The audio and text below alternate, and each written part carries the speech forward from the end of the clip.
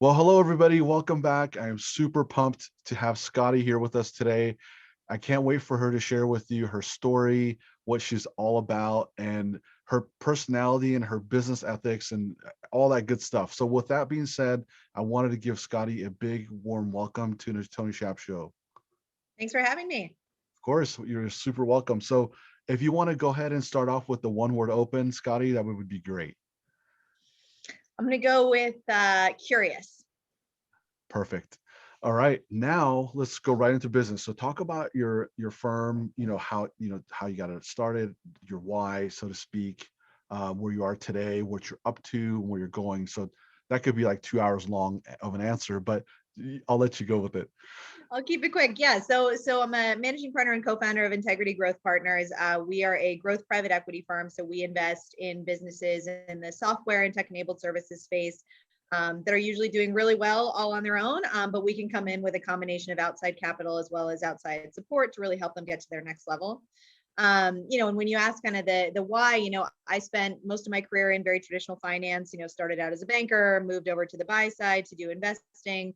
But I also decided to leave, for a few years before we started IGP to focus on some operating experience. So, my why in starting this firm is, it was really clear to me, having only been in that finance seat, that there was always going to be nuance that I was missing and things that I didn't understand about what it felt like to, have to run a P&L yourself and report out on, what's happening with revenue, why margins are moving a certain way.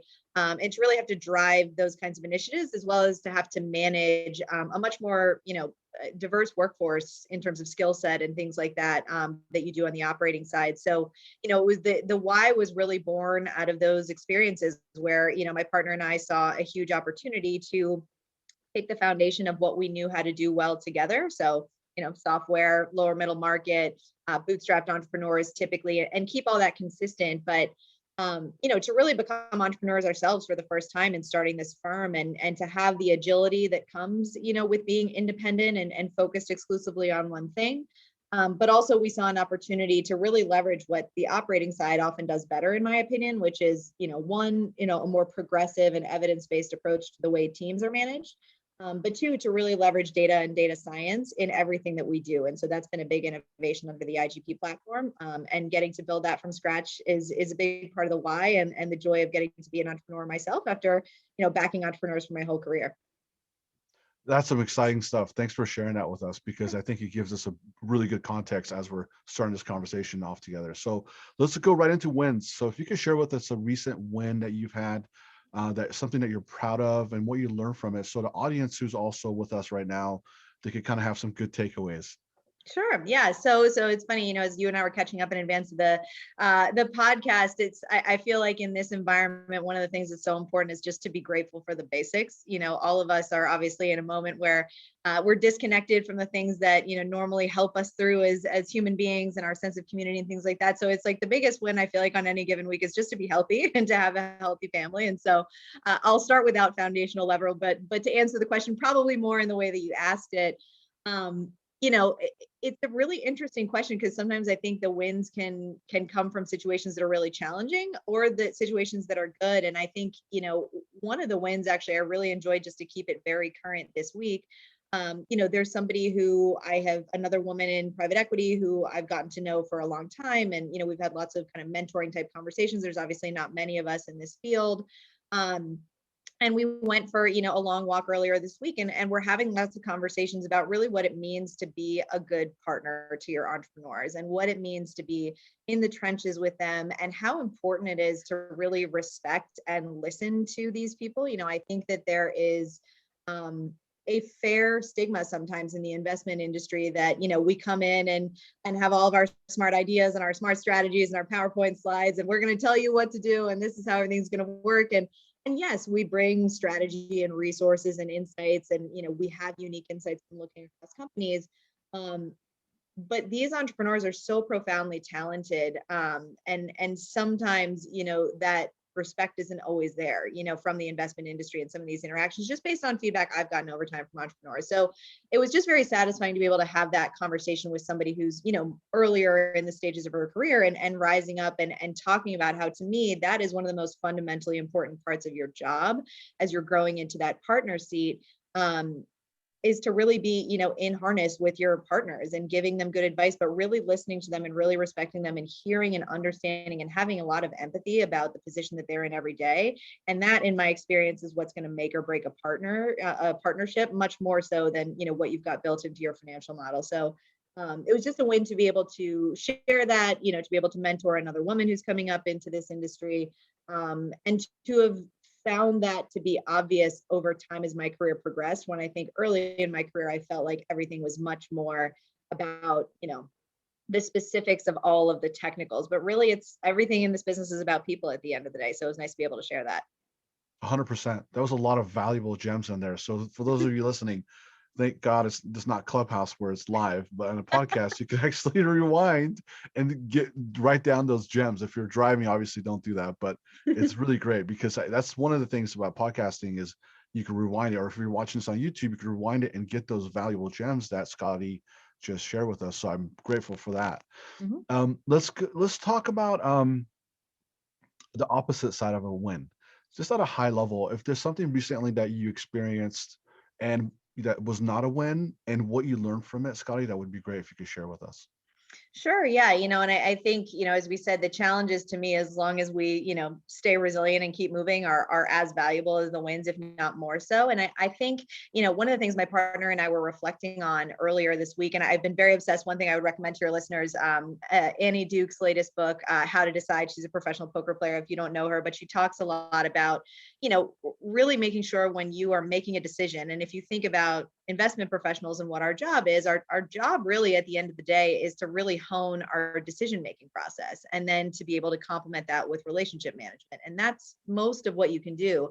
And there's a lot of our job that luck plays in, things that are outside of our control. And so one of the most interesting things and challenges that I would say comes up a lot as an entrepreneur, and this is obviously my first startup I'm running, myself as the firm, is really learning, one, how to be an effective decision maker when you don't have all of the information, and you've got to be kind of trusting your judgment and trusting your mental models and things that you've built up over time to operate in situations you're thrown into every day where it's something new and you've never done before. And that's very anxiety inducing for any, sort of human being coming into this. And so learning to manage yourself, as a human being who's going through the, obvious sort of challenges and anxieties of doing things that are new, but also learning how can you extrapolate more effectively all of the experiences that you have that had and apply your skills to these new situations to be confident that you can still operate in environments of uncertainty and move forward. And obviously, again, that's what the collective has been experiencing COVID anyway. I feel like that's all of our universal lessons is,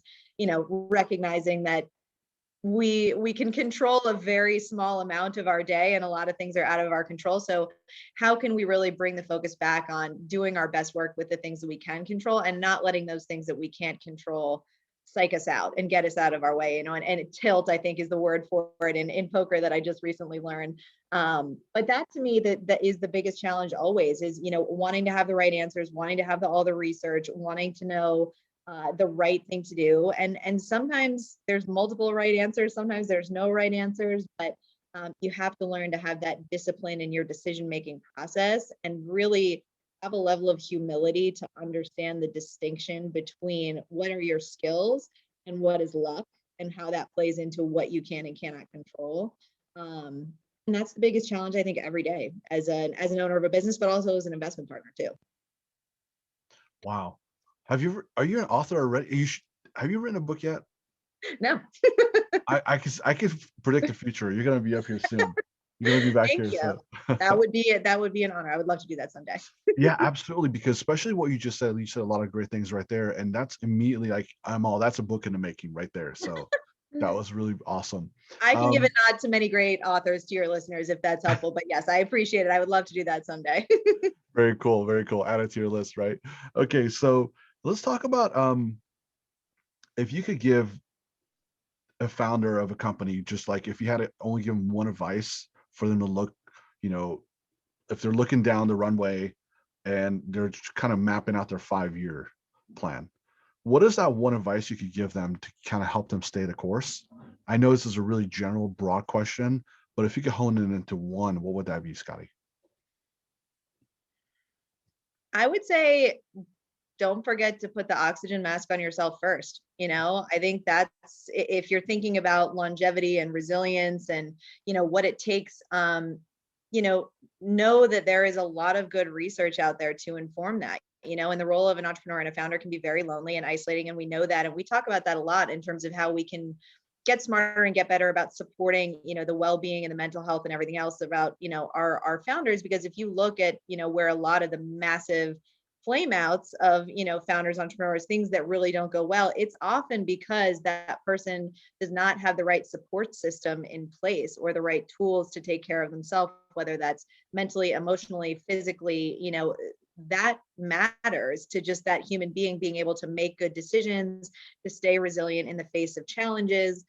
So I think my biggest and most important piece of advice is figure out what you need to do to make sure you can bring your best and most well self to work on a given day, and know that time that you're investing in that, whether that's getting enough sleep, and by all means read Ariana Huffington's book about sleep. She's the one who kind of changed my mind around that, whether it's getting enough sleep, whether it's making sure, you're getting sunshine. We're basically like complicated, house plants with emotions. I've seen that meme a million times, and I think it's probably true for everyone. But, if it's physical exercise, if it's making sure you've got time with your family and friends, it can feel so much pressure sometimes to just spend all of our hours working, and it's easy to fill all of our hours with working. But any good piece of research will show you that you're actually much better served in the quality of your decision making, the quality of your relationships, the quality of your influence, the way you show up, if you make it a priority and something that has to be scheduled in your calendar to make sure that you're taken care of first, because that's the only way if you're depleted and out of your mind, you can't show up for anyone else, and you're not going to make good decisions for your business. So to distill it down to that single thing, it's just oxygen mask on yourself first. Well said. It's one thing, but it's so powerful, right? Because it's the oxygen mask on yourself, taking care of yourself, like you said. That's a pretty big one. So, sometimes we forget we take care of our people, our teams, our family, friends, all that, and then you got to take care of yourself before, so you can continue to do that. So that was awesome. So what's that one question that I should ask you that I haven't asked you? So I would say, I don't know if you should, but the most common question I get that you haven't asked me is, where does Scottie come from? So if you want me to answer that. Yeah, that'd be great. So I will answer my own question. So I get this question a lot. And as you would suspect, in my industry with the name Scottie Wardell, I get addressed as Mr. Wardell most of the time. It's certainly more than 50%. So it always makes for a funny moment when either we're on Zoom for the first time together or they hear my voice on a call. And I take no offense to it, but it is funny.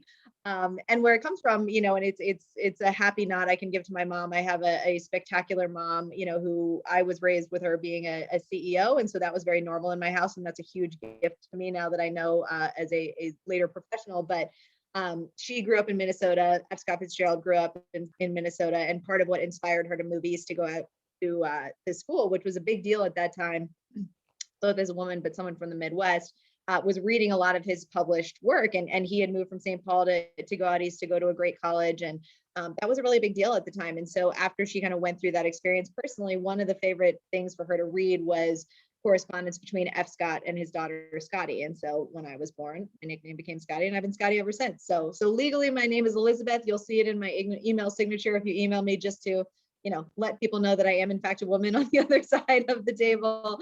But that's where it comes from. Awesome. Thank you very much for giving us insight to that. That's Yeah. I didn't know that, so that's really cool. Mm-hmm. So how could our listeners reach out to you and find out more information about what you guys do and all that good stuff? Sure. Yeah. So easiest thing, our website is integritygp.com. My email address is right on the team page there, but it's Scottie, SCOTTIE at integritygp.com. Feel free to reach out anytime. And then I'm also Scottie Wardell on LinkedIn. Excellent. I'll be sure to put your LinkedIn and also your website address on the show notes. And if you're ready to close us out, give us a one word close, please. I'm gonna go with happy. Happy. Well, Scottie, thank you so much for coming on to our show. And thanks for sharing these wonderful gems with us. Some of them were super powerful, and other ones were very important as well, like the oxygen mask and your people and the advice that you gave for founders and CEOs if they're running that 5-year plan. So thank you very much. I'm looking forward to having you here again, hopefully sometime soon, so we can continue this conversation. Great. Thank you. Thanks.